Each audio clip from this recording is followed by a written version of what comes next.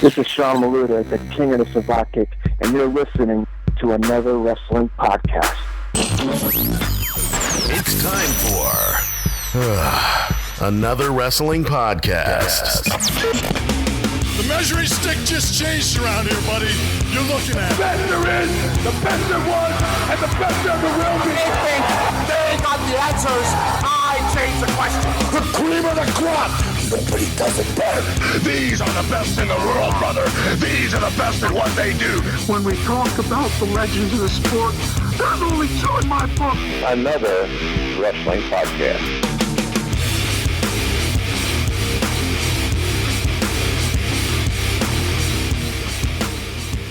All right. Welcome to another wrestling podcast. This is episode 129. I'm Credo. And I'm the social assassin, Angry Cooter. Wow. Another week, another podcast, another wrestling podcast. I'm happy, man. I'm ready for it. I'm still here. I haven't been fired yet. That's it, man. We'll have to count down the date. No, there's no firing happening here. You're here, man. That's it. Listening to yourself after you do an episode, and I don't know about you, sometimes when I hear myself, I get complete douche chills. Like, douche chills. And I just did it because that's one of the things that I hate, how I talk. I'm always like, it's those transitional words, man. I know it. To where if me and you talk off of the mics, off the air, we don't talk like that. We don't have, yeah. So when you're talking, that you know that it's being recorded, being taped, and you're really trying to keep it going, you use your little, transitional words. It gives you that a few seconds to think of something else, or. So yeah, I listened to the show the other day, and I'm listening to myself. I'm like, Steve, what? Stop saying And I'm sorry for the listeners out there, but you have to realize, try recording yourself. And pretend like you're live. Pretend that this is happening right now across the world. What was the one thing that I heard you say? And you see that you start using these words, and especially when you're talking to somebody, because it's like, wow, how do I come up with the next word? And it's I don't know. It's one of those things where it just gets you to that next conversation. I was trying to think of the word you would use whenever Mr. Hughes would answer one of your questions. You would say something like exactly, or yeah, what the hell was it? But I was like, damn. I'm like, I'm getting douche chills for Credo, and I'm sure he's getting douche chills for me because he's like, yeah, there we go, just did it now. That's it. Son of a bitch. So yeah, we definitely have to. I wonder if we can go to old shows and maybe come up with a drinking game, like how on episode 3. every time somebody Cooter says like, yeah, or whatever, do a shot and tell us how wasted you were by the end of the show. But yeah, what everybody doesn't understand out there, wrestling aside, is that as we talk, and I'm trying to control myself a little bit better now that I'm conscious of it. But when you're not conscious of it, it's just your go-to word. Sometimes it makes it worse though when you're really focusing on it. Yeah. Especially now for me, it's like because I have my wisdom teeth pulled out, and the problem is I get pains after saying certain words, so I get this slight pause now. Yeah. And then and like it's. I can't complete my thought because my mouth fucking hurts. I have a little game we're going to do for this next episode, Cooter. If I hear you say like, I'm going to slap you on the arm. If you hear me say you could slap me on my arm. We're sitting that close. We're going to hear a whole bunch of ouches. I would say slap us in the face, but I don't want to ruin our headphones, and I don't want to hit our mics because I'm cheap. I'm not buying another mic. I don't want you to spill my fucking beer. I know. I'm 34. I don't need to play this. I'm not breaking stuff. If it wasn't my equipment, maybe, but... Regardless, we'll slap each other in the arm if we hear it. We got to be conscious of it, though. So ball tap? No ball taps. No ball taps. All right. Maybe we'll do that live if we're standing up somewhere. We'll do it for like charity. But yeah, we'll see if we can catch each other. But hopefully, the likes and ums are gone from today. Wait a minute, you just gave me an idea. It's October, right? Ball taps for breast cancer. God damn! It's for charity. God damn it. So that'd be great. So either way, on today's show, I am not going to say I'll try not to. And Cooter, you can't say like. Or I mean. Or is okay because it depends on how you use it. But it's basically. No, it's not or, but I was saying like or. Yeah, that's or I mean, you know what I'm saying? That's another one I do a lot. I know. No, I don't know what you're saying. Tell me. Punch me in the dick if you don't know what I'm saying. All right. Here we go. No likes, no ums. Today is a great show, though. Today, we want to welcome by Sean Maluta from the Cruiserweight Classic. He's going to be joining us straight out of the the Samoan Dynasty, another family member of the Outta family. So he'll be joining us in the studio live, Sean Maluta. Stay tuned for that one. But Cooter, before we get to everything else, it was a big week yet again. So let's get right into the week that was. What a week it was, that's for sure. Oh my God. So James fucking Ellsworth, this dude, man, who would have never gotten the day of light a few years ago, who has probably been on WWE programming for at least 3 or 4 weeks. Is this guy just in the right place, the right time? He's just lucky. I mean, come on, because there's no other way that he would be on WWE TV right now. What do you think about this guy? It's a going trend lately. We have all these jobbers. We have Heath Slater getting cheered. I think people are just starting to really want to root for the underdog. I never thought I'd see the day where James fucking Ellsworth would be more over than Roman Reigns. You notice that? It's one of those things, man. They see you. They understand you're not really supposed to be there, but they're gonna love you anyway. And it's one of those things, man.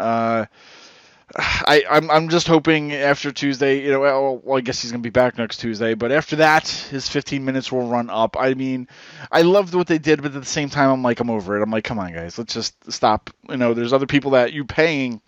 They're paying to sit in the back right now. You don't see a little possible reincarnation of Mikey Whipwreck over here? I mean, he's perfect for that kind of thing, man. No? I don't know. I mean, I'm I such can't. a dick right now. I can't. I'm like, I mean, I don't know. I'll tell you what, though. This guy... Credo, he's the WWE champion, bro. Oh, God. Please, I will not watch it. Could you imagine? If something got messed up during live TV where they actually pinned and he actually really did win it? Like they have to do something to fix it to where, you know what I mean? Like they really screwed up with the count or something. And it was obviously 3.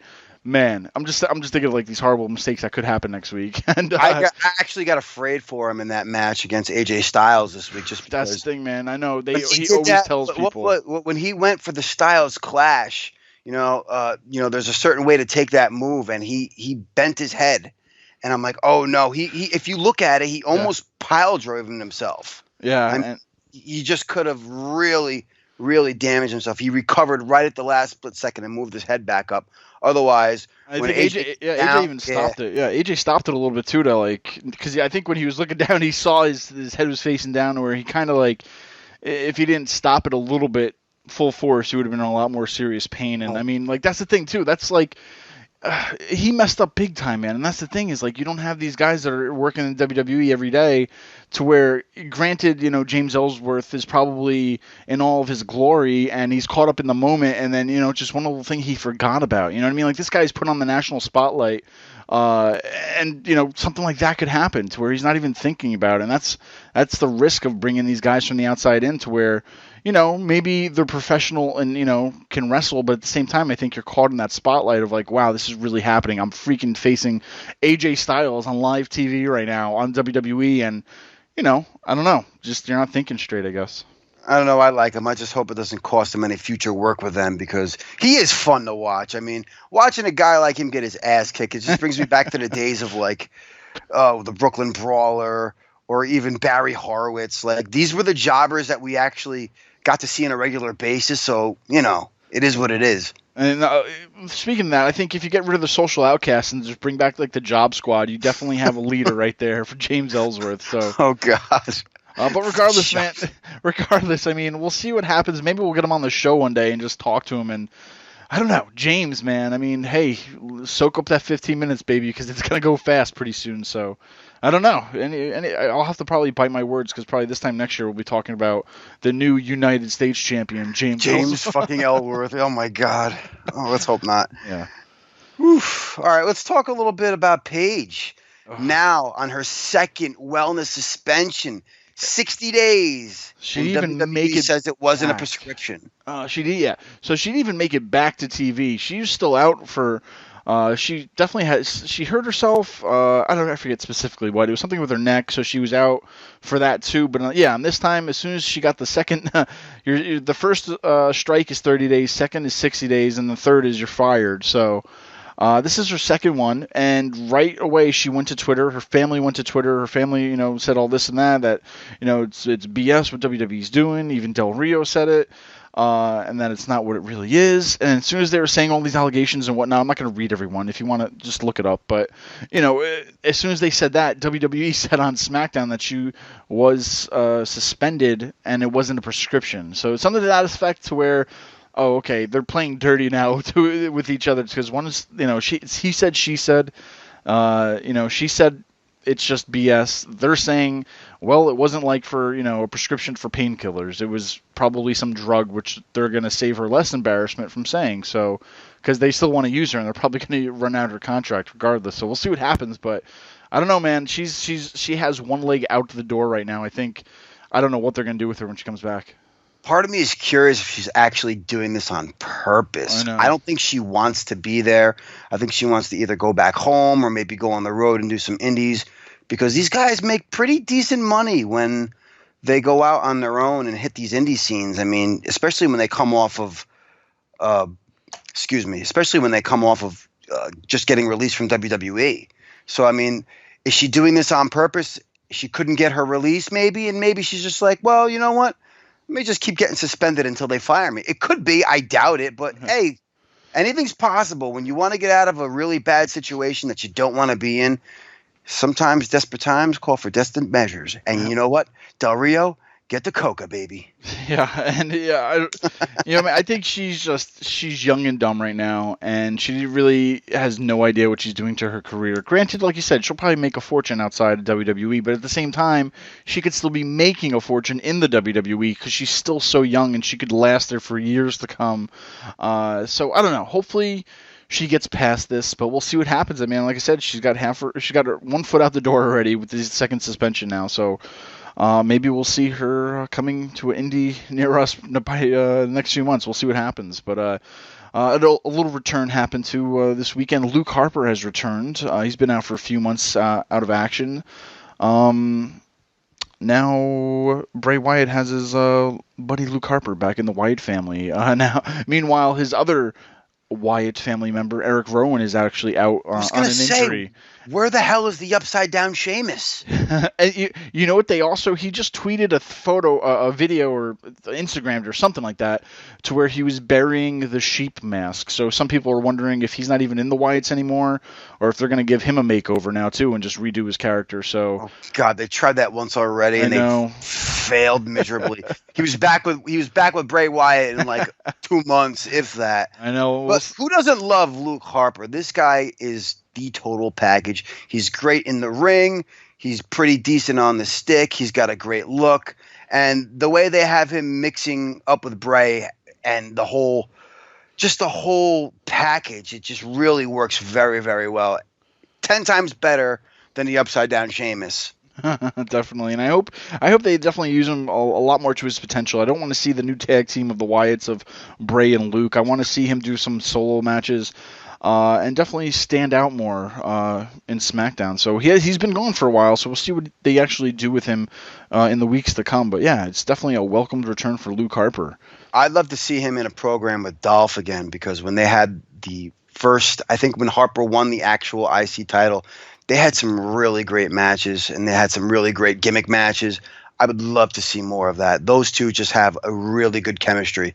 Definitely, and we said last week Brock versus Goldberg might be happening. Oh God, it's happening now. It's happening. Goldberg is on his way to Monday Night Raw after Paul Heyman challenged him for a little bit of a match between him and Brock. Cooter, man, it's happening, man. It's happening at Survivor Series. God, I seriously, the glass sandwich is already on a plate with extra lettuce and some onions. Just, I'm eating this whole thing. I can't do this anymore. Why do we have to bring back senior citizens? I mean, it's like when TNA had the Legends title. Are we going to start doing that? We could put Goldberg up against Sting in a who breaks their neck first match or some shit like that. I can't. Well, let me ask you this. What did you think of Heyman's promo in regards to this? Oh, you know what? I always like his stuff. He definitely sells a match for me. He's definitely great on the mic regardless. I mean, I like it. I've seen better, but I've liked it. I think the one problem looking at this, though, is that, I think what failed with these guys the first time was that they're pretty much the same thing. And when you have the same thing go against the same thing, you don't get, a different outcome, if you will. They don't complement each other that well. You know what I mean? They're both the powerhouse guy. They're both, Yeah, there's no contrast to styles. And let's be honest, in that first match between them, they both had both feet outside the door. They were leaving the next night anyway, so they didn't care. And now you have, okay, all right, we'll pay Goldberg this X amount of money for one night only to maybe just lose now to Brock. I don't know. And I'm just really trying to think, like, okay, you're coming off WrestleMania 20 on this really horrible match. How do you redeem yourself? But redeem yourself, how many years later? But you guys are both older. Now, don't get me wrong. Brock's still a beast.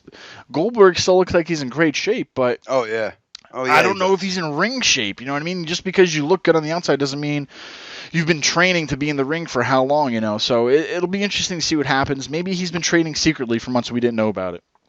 I kind of have a feeling this is all a publicity stunt just to sell more video games. I know. Because Brock is on the cover, honestly. And Goldberg was the character that you could get if you did the pre-order. So maybe this has something to do with it. It's just a publicity stunt. I don't see this match going more than 10 minutes. I mean, someone's going to get a spear or someone's going to get an F5. And, dude, you think that Goldberg could even pull off a jackhammer anymore, let alone on Brock fucking Lesnar? I don't know. I'm sure he's going to try it, and I'm afraid. I don't think it's going to be pretty. I'm going to laugh because he's going to break his spine lifting that big bastard up. And he's going to be in a bed next to Sting. So here's a question. Maybe we can take some bets on this. Okay. What's going to be worse? Brock versus Goldberg Survivor Series 2016 or Brock versus Goldberg WrestleMania 20? What could be the worst match out of both of these? I don't know. No, that's a crazy bet just because that first match was atrocious when they were young. Can it get any worse? Old Goldberg, can it get any worse? I don't know, but I think it may. Yeah. So it's going to be interesting in the weeks to come. I guess we'll have to see what Goldberg does this Monday. Maybe they'll just feed him some jobbers to make us be like, ooh, he can still do it, So regardless, it's happening. Brock vs. Goldberg 2 is happening. So we're not there yet. I almost feel like we have to talk about another pay-per-view because they're happening like every so often. But yippee, yay! It's not today on this show. But briefly, there is Hell in the Cell coming up, and they just announced 2 matches. We're going to have Roman versus Rusev in the Hell in the Cell for the United States Championship. But for the first time ever, we're having a women's Hell in the Cell. I hate to correct you. It's actually 3 because we're going to have Rollins versus Kevin Owens in Hell in a Cell too. Wow. Maybe Jericho added into the mix, but I doubt it. I mean, he did lose that match, but I think they're going to crowbar him in there. But back to the women's match. This is a first, Credo. That's it, man. They're finally catching up to speed, WWE, with what some of these women can do, and it's going to be interesting. I don't know. Do you think this is going to be the match of the night? The best Hell in a Cell match of the night? I don't know. I have a feeling Daddy is going to have to start teaching Charlotte how to blade. We're going to see some blood. I don't see her taking, whatchamacallit. I don't see her getting busted open the hard way. There has to be a little bit of blood. I mean, it's Hell in a Cell. Yeah. So Daddy's going to have to teach her how to put that razor and the tape on her wrist. It's going to be great. I mean, I'm loving what they're doing. Ever since NXT, they slowly have been building up these girls as main event players until rightfully, since they redid the whole Divas division, now they're women. So they're getting they're treating them like equals. It's 2016. That's great to see. It's definitely one for the history books. All these pay-per-views that have come out of this brand split have been A+. I think the first pay-per-view for SmackDown, AJ Styles won the championship. You know what I mean? Like all these these B pay-per-views have definitely had something on there that was a must-see. And once again, Hell in a Cell, first ever women's Hell in a Cell. So right there, they're definitely doing something for all these pay-per-views. It's exciting. I don't know. I'm ready. I'm looking forward to it. I mean, these two really great chemistry in the ring. Maybe not as good as, say, Sasha and Bayley, especially when they had that Iron Women's match. But this could really steal the show. These two have done amazing work together. I can't say that enough. And you throw a Cage in the mix, oh, this is going to be a barn burner, baby. Definitely. And now, Kuda, I'm so excited. I'm so happy because I've been hating the past few years, or a long time now, recently, Survivor Series. I'm old school. I love the Survivor Series teams. I loved when it was team versus team, the Hulkamaniacs, the Ultimate Warriors, and so on and so forth. Now when they realize they actually have more pay-per-views a year, they're actually starting to think, well, maybe we should actually do what the damn pay-per-view is called, Survivor Series, have a series of, these matches. And what happened on SmackDown? We kind of got a challenge from SmackDown, right? Yeah, we got 3 possible matches. 5 of the top male superstars from Raw against 5 of the top male superstars from SmackDown. I believe they also said a 5-team tag team. So I guess that would be 10 people all together on each team. I don't know how the hell that's going to work. Yeah, I don't know if like if they one did team say gets 5 out. teams. Yeah, best from Raw, best from SmackDown. And yes, it is going to be a women's tag match, unfortunately, but it is a Survivor Series match, so this could really be interesting. We're going to get to see some people mix it up who we haven't seen mix it up yet, and yeah, maybe we'll get some feuds for some bigger pay-per-views like the Rumble or even WrestleMania. Yeah, and I think what they're doing, and I could be wrong, but I think what they're doing is making Survivor Series that pay-per-view to have Raw versus SmackDown. Now, don't get me wrong. I know Royal Rumble, WrestleMania, SummerSlam are also going to have both brands in it, but I think this one is going to be the ones where they're actually going to have, the roster versus the roster. But they used to have a pay-per-view like that back in the day during the first brand split. I forget what it was called. I'm not going to go to Wikipedia or Google right now. So. Yeah, but it don't matter. I don't care. I'm just saying they used to have one like that. I forget what it was called, but that was always fun, and you really would have thought they would have done that at Survivor Series where it should have been. Yeah, and I think if they go forward, like for the Rumble, I think it's going to be both rosters in the Rumble, so that's like your brand split right there. WrestleMania, I could see them having like one match, like a Raw versus SmackDown kind of a match, or something to that effect. And then SummerSlam, maybe something similar, which where there's definitely one talent from other versus another talent, but. Other than that, I think they'll still have a lot of SmackDown matches and a lot of Raw matches on like Mania, SummerSlam, and Rumble. But Survivor Series, I think, will now be that show where it's like, all Raw versus all SmackDown. So, that'll be interesting, I guess. I guess they're definitely changing it up, and we're getting those teams back. It's a little bit, a little bit old school meets new school. And I think at the end of the day, I just want to see the King of the Ring come back now, and I'll be happy. And then we're set, man. It'll be good. Great. That would be so great. Regardless, guys, there's a big week that was. All right, AWP fans, listen up. Yeah, we're talking to you. We are a listener-supported podcast. The show is created by wrestling fans for wrestling fans. Each week, we bring to you one-of-a-kind interviews with pro wrestling's greatest superstars from yesterday and today. We do this at no cost to you, the fans. But before we talk to today's guest, here are a few ways where you can support us and give us our love. It's very simple. Rate us and review us. Go over to iTunes or Stitcher, Player FM, TuneIn, whatever it is. Just tell all your friends about it. Follow us on all that social media stuff. Whatever you kids are doing these days. You can give us a like, follow us, a poke, a point, a German suplex if you're Brock Lesnar, whatever you want. Lastly, if you are an ultimate AWP fan, head on over to ProWrestlingTees.com/Another Wrestling Podcast and purchase an official AWP shirt. There's more than one. Thanks for supporting us and enjoy the show, bitches. Joining us right now, though, out of the Anawa'i family dynasty, we have none other than Sean Maluta. I know I make it look easy, but yo, you gotta believe me. Don't believe what you see, it's a show, yeah, we put in the work.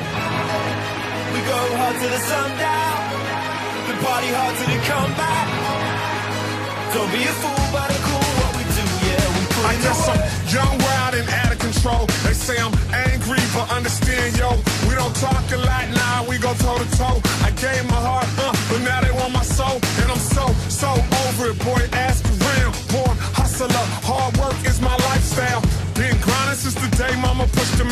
And I'ma grind to the day they put me in the ground. What kind of man stands with his hand out? Get your hustle up, work your little plan out. We the best, we don't blend in, we stand out. Chris Paul, throw you a lob and help my man out. They see the life, they see us winning, and I guess they think it's all free. They see the cars, they see the cheese. They wasn't there to see me roll up my sleeves. I put in work. I know I make it look easy, but yo, you gotta believe it. So believe. All right, joining us today is a superstar with impressive in-ring skills and the bloodline to go with it. Straight out of the Samoan Dynasty and onto our TVs during the Cruiserweight Classic, Sean Maluta is here. Sean, man, thank you so much for joining us. I appreciate it, man. Thanks a lot for having me. Definitely. Now, as much as I love the Cruiserweight Classic, I was finding myself wanting to get a second look at a few of the guys who were in the first round, and Sean, you were definitely one of them. But before we get into some of the CWC talk, I want to take a little step back. You've spent the majority of your career down in WXW, World Extreme Wrestling, based out of Pennsylvania. You've held multiple championships for them as well. Can you tell us a little bit about your time with them, and for the people who may not know? Yeah, WXW has always been my home. It still is today. It's still the place where you can always catch me in action. You know, as far as WXW goes, you know, obviously it's run by my Uncle Outta, who I've been around my entire life. So, in turn, I've been around WXW my whole life.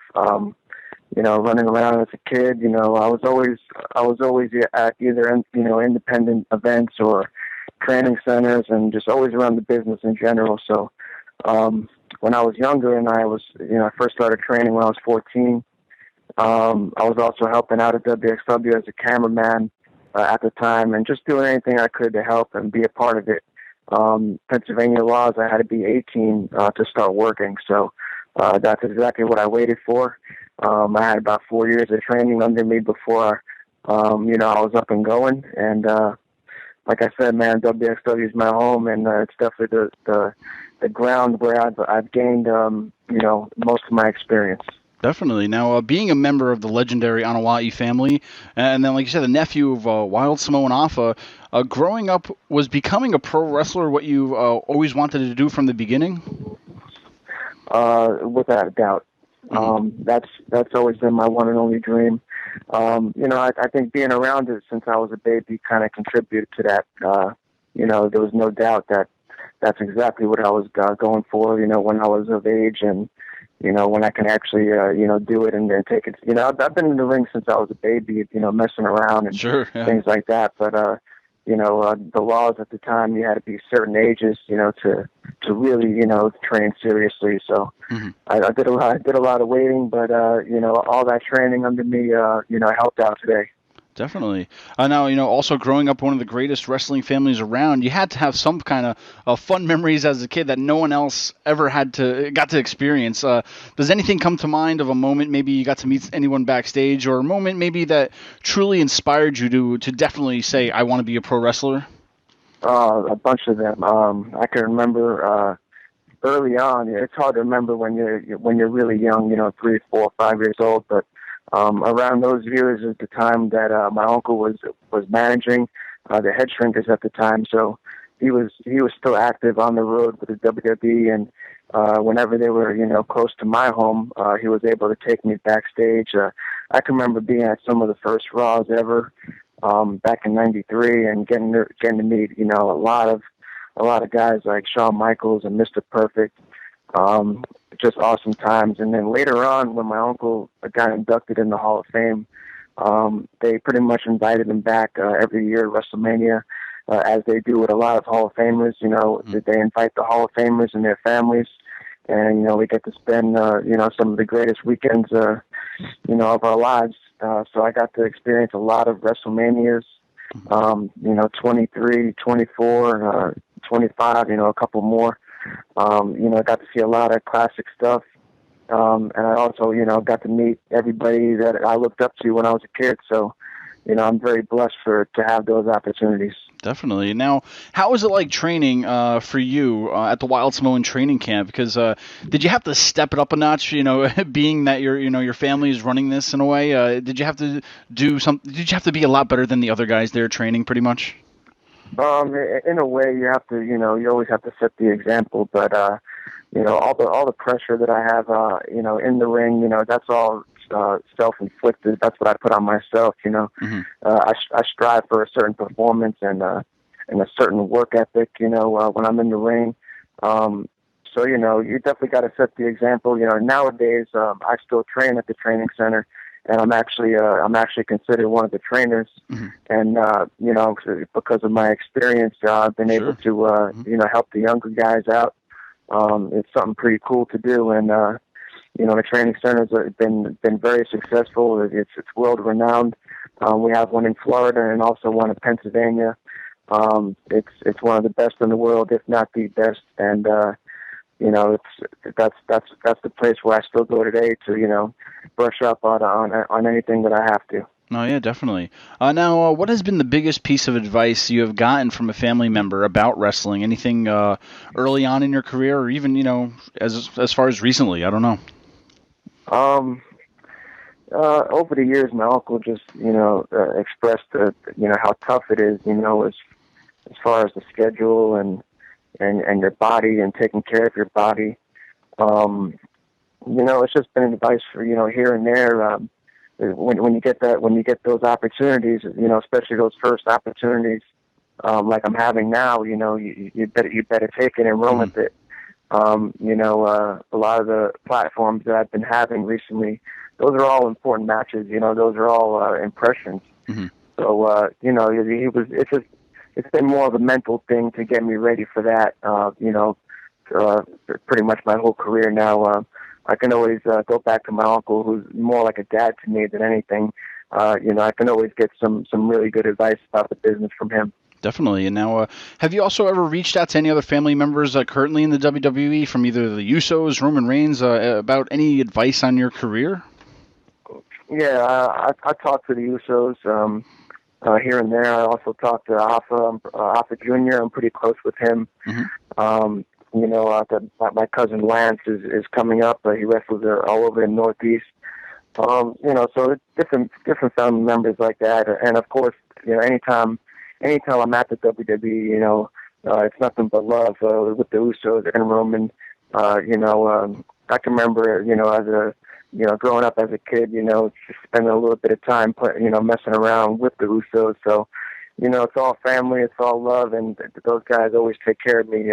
Especially when I get chances on the road with them. Definitely. Now, fast forward a little bit. From what I understand, you were scouted by William Regal to be a part of the Cruiserweight Classic. Can you take us back to that day and what exactly happened with that and how you got into it? I've been having various tryouts over the years, whether it be before TVs or even 3-day camps and things like that. So William Regal has watched me work for a few years now in that aspect, and I was booked for a loop. It was the Royal Rumble weekend, and I was approached by him, and I was just mind blown that to even be considered as one of 32, which they were calling the best in the world. I knew that it was kind of like a life-changing thing. Sure.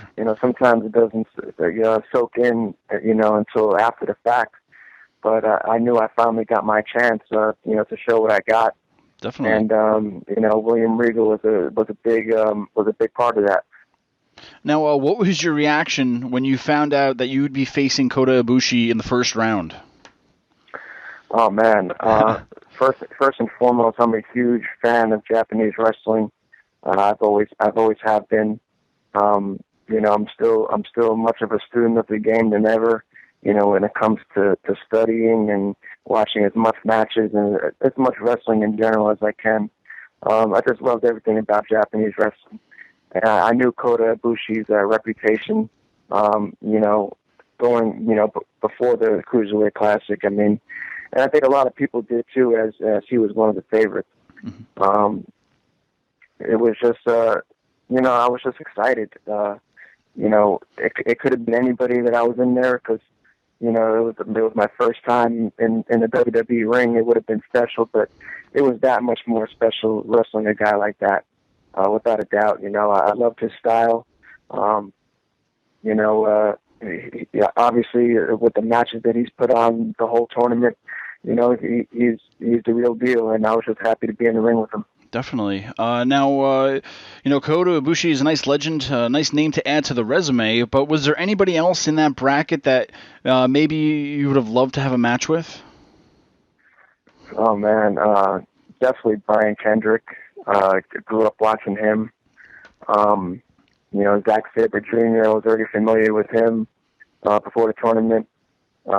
Cedric Alexander, who's, getting his chance now on TV.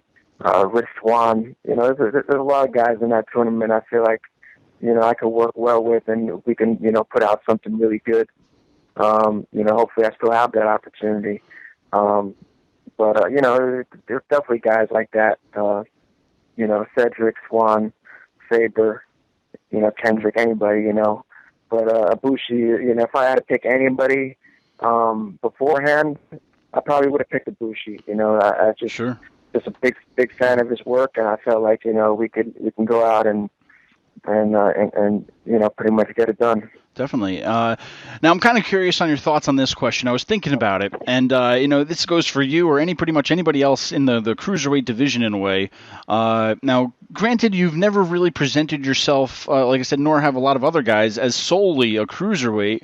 And I know Triple H recently spoke about how the Cruiserweights are definitely that missing piece to the puzzle in the WWE universe in a way. But do you think being branded as a Cruiserweight would limit you in say your WWE career? How could one break away from the Cruiserweight division? Would there be a clear plan to say, once you're a Cruiserweight, you're always a Cruiserweight? Does that make sense?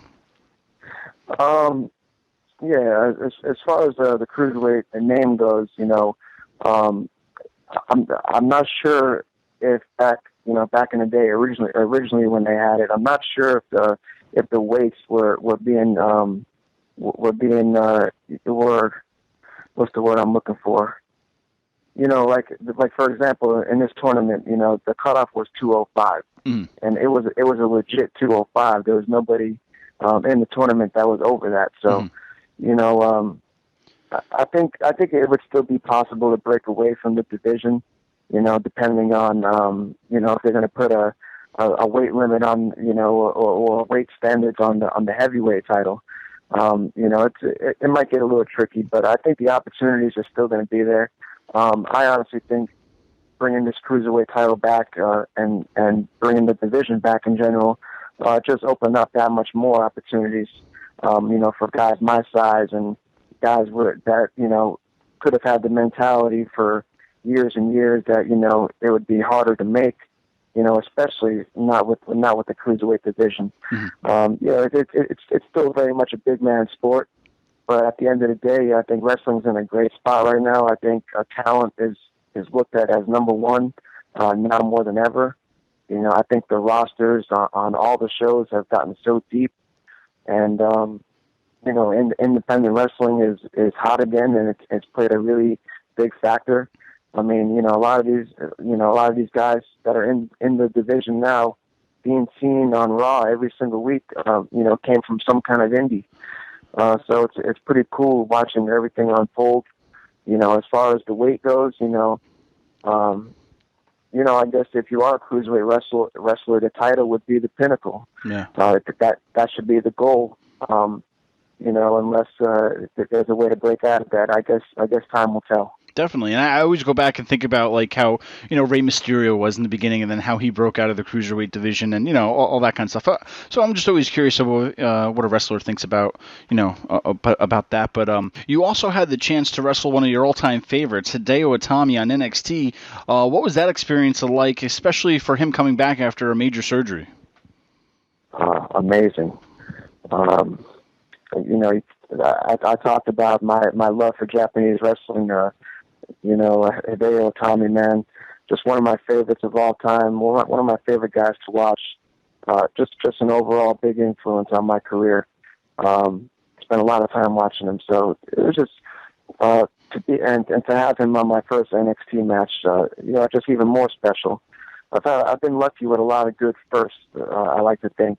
My first time ever in that ring was with Dakota, and then my first NXT experience, it's against Tommy. Yeah.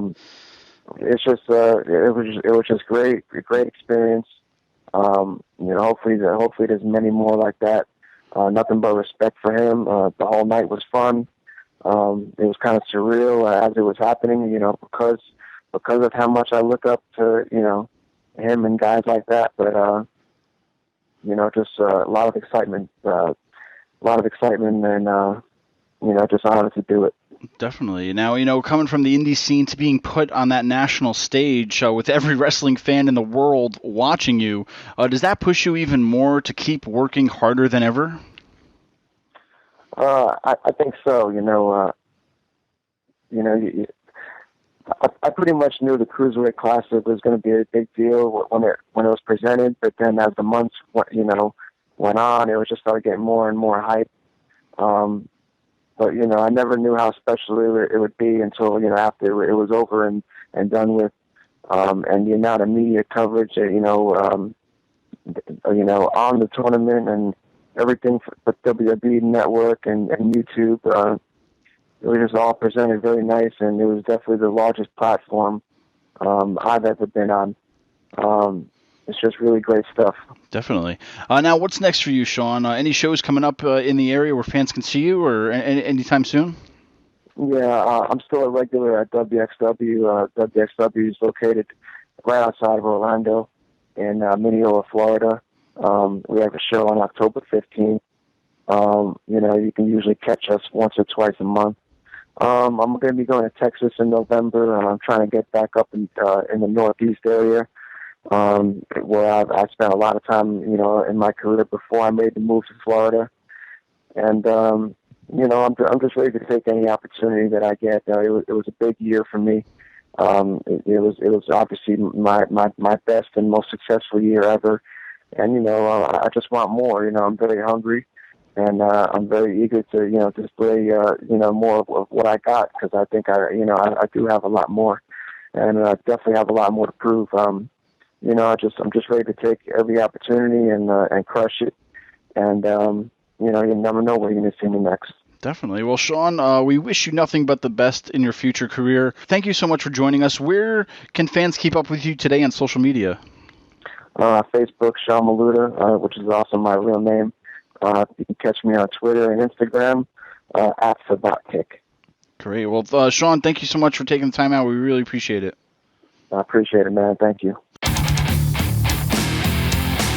This is your Olympic hero, Kurt Angle, and you're listening to another wrestling podcast in association with Celeb VM. Order a personal video message from me and many other wrestlers and celebrities now.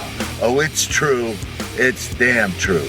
That's right. Head on over to celebvm.com/AWP. Get a personal video message for yourself or as a gift for someone else. For personal connections, shout-outs, birthdays, proposals, weddings, and much more. Enter your details about yourself so the celebrity can record a personal video message, especially for you, including details such as your name, age, birthday, hobbies, or whatever else you include. As soon as the video has been recorded, you'll get an email with your link so you can share it on social media or download and keep it. Celebrities record videos as and when they can, usually within 2 weeks. But if you want a video for a specific date and it does not look like it will arrive in time, you can cancel it and get an instant refund at the click of a button. There are hundreds of celebrities to choose from and many more joining every day. Search by category or genre. Buy a gift voucher, get updates and offers, and encourage your favorite celebrities to join so they can connect with fans in a fun and unique way. Raise money for their charities and much more. So order your video now for yourself or for someone else. Celebrity video messages and another wrestling podcast team up. Be sure to head on over to celebvm.com/AWP. Oh, man, Credo, that's a great interview. Let's throw a special thank you to Sean Maluta for appearing here on Another Wrestling Podcast. And for all you listeners out there, be sure to go to anotherwrestlingpodcast.com. All our links are there. You can follow us. You can tweet at us. You can like us on Facebook. Be sure to subscribe to us on iTunes, Stitcher, wherever you're streaming us from. We need our numbers, people. Let's talk about Cruiserweights. On episode 14 on Another Wrestling Podcast, we talked about the Cruiserweight Championship. Back then, 2 years ago, in 2014, we talked about it, and we mentioned, Hornswoggle was the last Cruiserweight champion. At that time, there was no foreseeable future that this Cruiserweight Championship would have been resurrected, would have been brought back to the forefront. I've said it for years. I'm a guy that loves championships. I want to see a Cruiserweight Championship, a Hardcore Championship, Tag Team Championship. I just want to see championships. I love championships. So when the Cruiserweight Championship was brought back recently, I was so ecstatic. I was so happy that we're having Cruiserweights now because it just opens the playing field for more wrestlers. But trying to stop myself from doing that. Here we go. I'm catching my own self. But yeah, it's hard. We'll get through it. But yeah, Cruiserweight Scooter, what's your thought on it? Because last time we talked about it, there was no championship in sight, and now we actually have the championship back into the main world of WWE, not just, throughout the world. I know there's other Cruiserweights and Lightweights and X Division Championship, whatever you are. But the Cruiserweight Championship's back in WWE. I like that we have this. Strictly just because it's a completely different style. Because if I see another guy trying to do the Canadian Destroyer who's over 250 pounds, I'm going to kill myself. If I see John Cena trying to pull some flipping maneuver again, I'm going to put a gun in my own mouth and pull the trigger. That's what's great is that, these, there's been tons of wrestlers throughout the years. Most recently that, it's like, I don't see him being ever being the WWE heavyweight champion. And you can even go back to where I mentioned before, Rey Mysterio won the heavyweight championship, to where did Rey Mysterio really need to win the championship? Or, if they had the Cruiserweight championship, would he have just been head of that division and that's it? So it's like time or place. So if they didn't get rid of the Cruiserweights, even then, and I know probably I'm not looking at a timeline right now, so I can't think of when Rey Mysterio was in and then who was in the division and all that stuff. But regardless, my point is how without having that predominant Cruiserweight championship in the system a few years ago, that a lot of these Cruiserweights made it to the top. Daniel Bryan's, Rey Mysterio's, they actually made it to the World Heavyweight Championship under different circumstances, but, they weren't big guys. I mean, that happened way back during the Attitude Era, too, especially when we had the influx of WCW wrestlers coming over. I mean, look at somebody like a Chris Jericho, who started in the Cruiserweight division. You had an Eddie Guerrero, who worked his way through the ranks and then became an Intercontinental Champion, I believe, all the way up to the WWE Championship. You also had guys like, Chris Benoit, I don't think was ever... Yeah, you just gave me the sign there. The cross. The thumb across the neck. Yeah, I don't. That's the thing. I don't ever remember him ever being in the Cruiserweight division, but he was definitely a smaller guy who worked his way up to be. Oh Jesus! You just scared the shit out of me with that Chris Benoit face you just gave me. My God. That's it. But you think of stuff like that to where if you think about it years ago. And I don't want to get off track, but you think of like the UFC, to where all their welterweights, lightweights, heavyweights, whatever, they're all the same championship, but they all mean that same thing for the champion in a way. Don't get me wrong. So like he's the champion of that division, she's the champion of that division, to where they didn't have that Cruiserweight. So even if you were a lighter guy and you had that Cruiserweight championship, they really didn't have that. I think WWE never really had that defiant brand like WCW did. Like when you watch WCW, you saw the Cruiserweights in their own, in their own element. If you will. You got to remember they started off with a light heavyweight division, and they tried to build that around Taka Michinoku. Yeah, I was there actually. The only guy they had, and I'm like, all right, this is a great division. This guy's held this title for how fucking long now? It was the only guy. He was the division. Taka was the everybody was getting signed by ECW or WCW. I mean, look at the matches that we had in ECW between Little Guido, Tajiri, and what's his face? Oh, there was another one. Super Crazy. Yeah. I mean, these were smaller guys who were just working together, putting on probably the best matches of the night in ECW outside of that crazy shit that they would pull off with the weapons and all that stuff. But, I mean, they had good wrestling. They had good cruiserweight action. They had a good balance of everything. And when WCW did the exact same thing, I mean, sky was the limit. They had that filler time with great content for Monday Nitro. That's right. And that's the thing. I always feel like WWE never had they didn't. I feel like they just never knew what to do with it. I was there for the debut of the light heavyweight championship. It happened at D-Generation X In Your House pay-per-view. Oh, my condolences. Against Brian Christopher. Brian Christopher and Taka were the finals, and Taka won it. And I honestly thought it was going to go to Brian Christopher. And that's the thing is, like, so when he got it, then yeah, I mean, then you had other people who've held it, like Goldberg was a light heavyweight. Yeah, so they just started making it a joke, and it was like, okay, well, they had a light heavyweight championship, and then it was just like, we don't really want to do it anymore, and they got rid of it. And then they didn't really. Then they brought it back for a little bit, and it was kind of being used right, but then it almost to me, it almost turned into like the hardcore championship, to where it's like, why is Hornswoggle getting it? Nobody can just, you know what I mean? Then it was just like, after that moment, I was like, all right, I can't watch it. I can't even watch any light or we gotta look Cruiserweight this up because anymore. I'm actually curious. I'm pretty sure X-Pac won it at one point, which kind of made it a little more legitimate because he was a top guy, top performer. And I think they did that, and he had the belt around the time where they were merging all the titles from WCW with WWE titles. All right, so they're going from here from Taka Michinoku, Christian. Are you kidding me? Are you telling me that Taka Michinoku was the only person to hold the light heavyweight championship in their history? So he won it. He had it for 315 days. Are you kidding me? I do not remember this. Yes. Was it really that long? Yeah, nobody was beating him. That's why I was like, that's what was driving me absolutely crazy. Because this is the time where, this is what, 97? Yeah. Yeah, so this is where we had all these great cruiserweight matches on Nitro, and Raw was getting blown out of the water, and I'm like, oh, great, Taka Michinoku. Who's he fighting? Nobody's. And who wins the belt? Oddly enough, I'm surprised to see that it's Christian. Yeah, but that's the thing is he didn't beat him. Or at least I don't see. Let me see, because it's saying he held it for 315 days. Okay, so I'm sorry.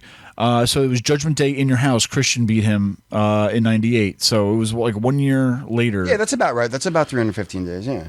Oh my gosh. So he held it for 30 days. After that, Goldberg won it, and he held it for 453 days. It's like a year and a half to put a fucking belt on a scrub.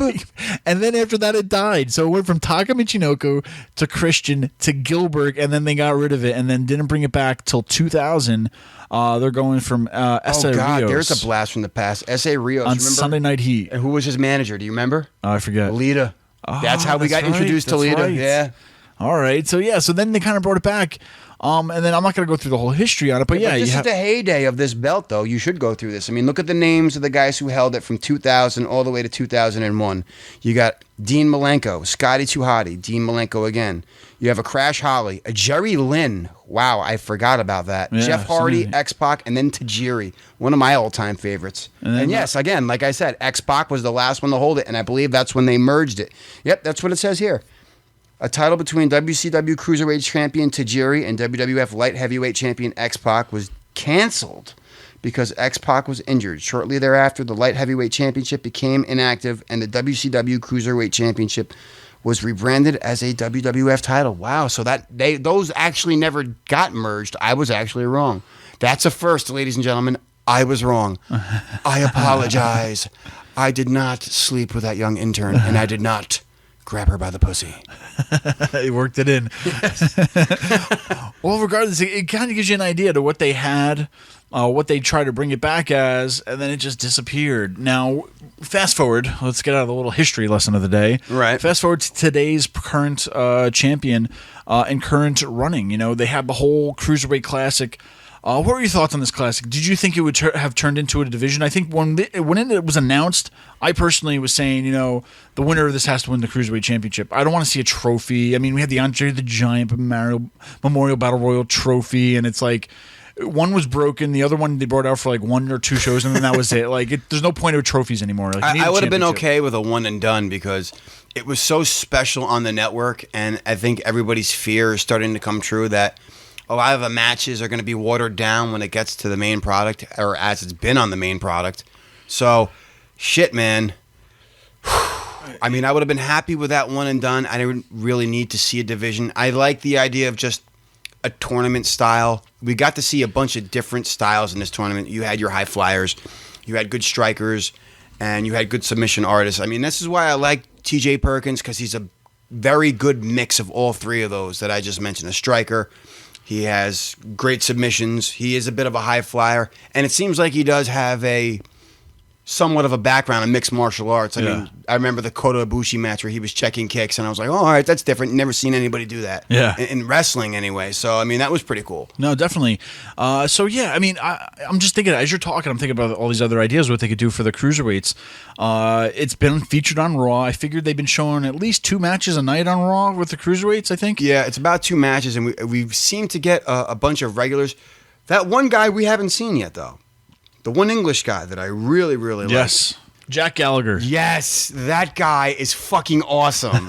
Like, just the cool submission shit that he was doing was incredible. And you know who else I liked was that Gulak was the one who lost to Drew Gulak. Yes, he was really good. He did that dragon sleeper Yeah. for the finisher. I absolutely love that. Well, now here's an idea. Now, I was thinking about to where, okay, yeah, do you really need the Cruiserweights on Raw? Why not just rebrand Main Event or Superstars into just the Cruiserweight show? Could we put on another 1-hour show a week, just Cruiserweights? Yeah, we have that already. It's called NXT. We'll talk about that another day. And how, maybe we'll do that next week. Maybe of how the NXT sure doesn't seem like it used to be. But you actually have you noticed lately, especially, a lot of the guys from the Classic are getting a lot of matches as enhancement talent, should we say, on NXT. Yeah. So maybe it's just it's like, hey, thank you, but here, you want to just work a few more dates with us? And I don't know if it's one of those, but yeah, I mean, to where I think right now, I mean, what's Main Event and what's Superstars? There's already 3 hours for Raw. There's already 2 hours for SmackDown. Do we need another 1-hour show of just a match or whatever? Just get rid of them. Make one of them into the Cruiserweight show. Where the fuck are we supposed to put Goldust and R-Truth, Credo? Come on now. We need superstars. Well, that's true. That's true. I figured we could save them for the dark match. The golden dark match, right? Yeah, right. Yeah. It's a quick save. But yeah, you know, all the hate mail can go to Angry Cooter at... No. That's fucked up. But yeah, you know, I think all in all, I mean, they don't need Main Event, they don't need Superstars, because I think, and just off the top of my head, it was like Main Events with Raw or Superstars with SmackDown, like it was just their talent for each show. But man, like nobody cares. I don't watch them. I don't tape them. I could care less. I don't think anybody does. I would venture to guess that this podcast gets more downloads than fucking Superstars and Main Events. So that's it. You know what? If I'm wrong, that'll be twice in one episode, and I'll quit.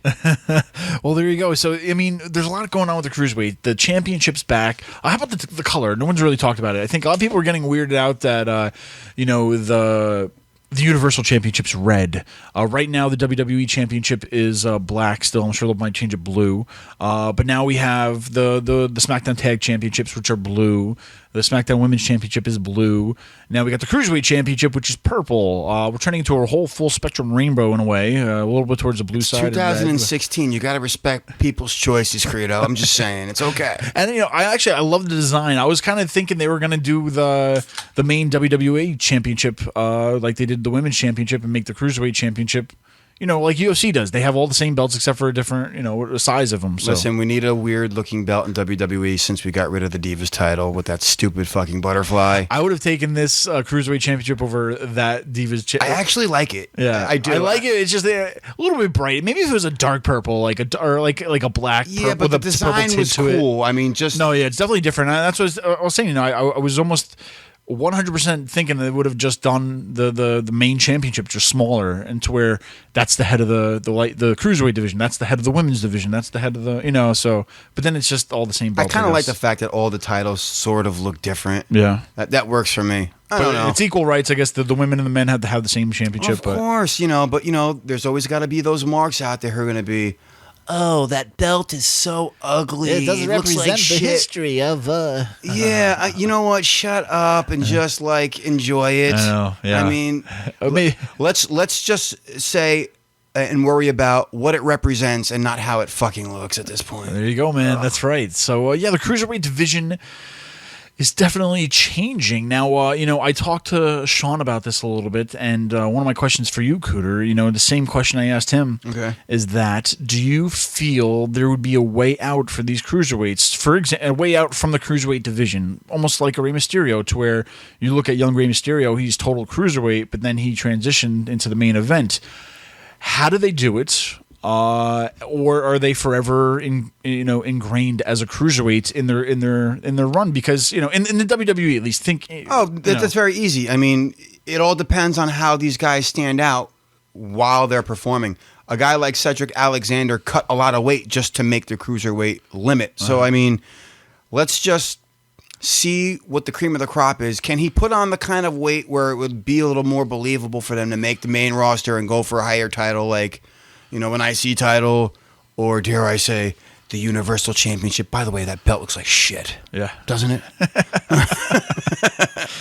Man, that's the thing is like, what? Okay, so for example, TJ Perkins, he's the champion right now.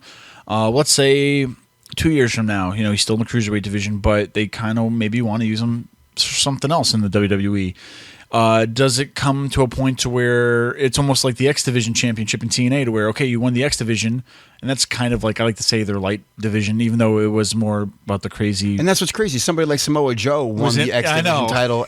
And when they would do those Ultimate X matches, he couldn't, do the cable cross, because he was just too big. He's close to 300 even at that time, I believe. So the other question is, can these guys look good at a bigger weight? Can they have that that ripped look? Because, I mean, I know what I look good in at what weight.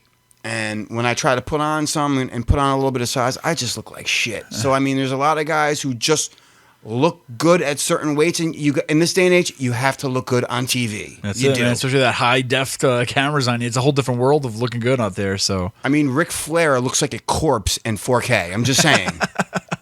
It's just a skull with blonde hair waving and a lot of gig marks, But yeah, so dude, I can see his gig mark from fucking 1986.